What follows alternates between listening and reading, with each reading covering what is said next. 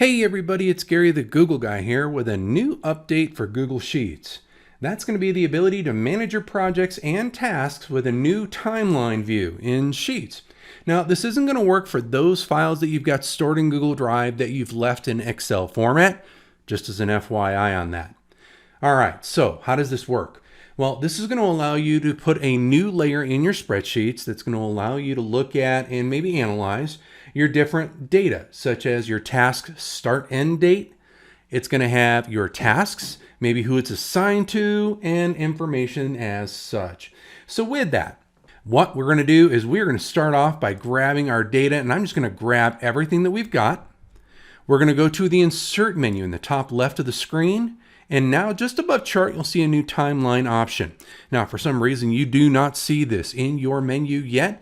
It either hasn't rolled out to you, it's not available to you, or it's going to be one of those things that you have to empty your cookies and cache in your Chrome browser in order for it to refresh and be seen here. So let's select timeline. From here, we're going to go down to the bottom right of this dialog box and select OK, since we've already selected our data, but you could select your data from here if you wish. We click OK. You'll see down at the bottom of our screen, it has now created a new tab called Timeline 1, which I can rename and color and do whatever. And then to the far right side of the screen, a settings panel has popped out. Now, if you close the settings panel and you want to reopen it, up at the top middle of the screen, you will see that option to pop that panel back out.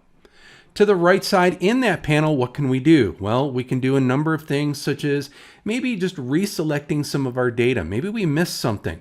We can also look at what we have as our columns. We can go down to the bottom and see these optional fields like card color, card detail, and card group.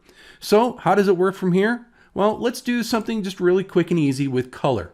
We're going to grab the task. So with the task, what I want to do is go to one of my project cards, and let's just select the project setup. You'll see to the right side, the task name, who it's assigned to, start date, end date. The complete, false, or true is because I have checkboxes there, and then just underneath that, you're going to see card color. If we click on that, we'll be able to select the color that we want to use, and then we'll click on Edit Data. And now we've got that piece done, and you'll see that in our first tab, our task is selected the color that we wanted to. If we go back to that timeline view, you'll see the card will have that color to it. If we look up at the top, we'll see that we can look at a different view other than just the week view, which is typically the default, but you'll see days, weeks, months, quarters, years, multi-year. You can spread it out, snug it up in terms of the information that you're seeing, and you can look at the scale 100% on down.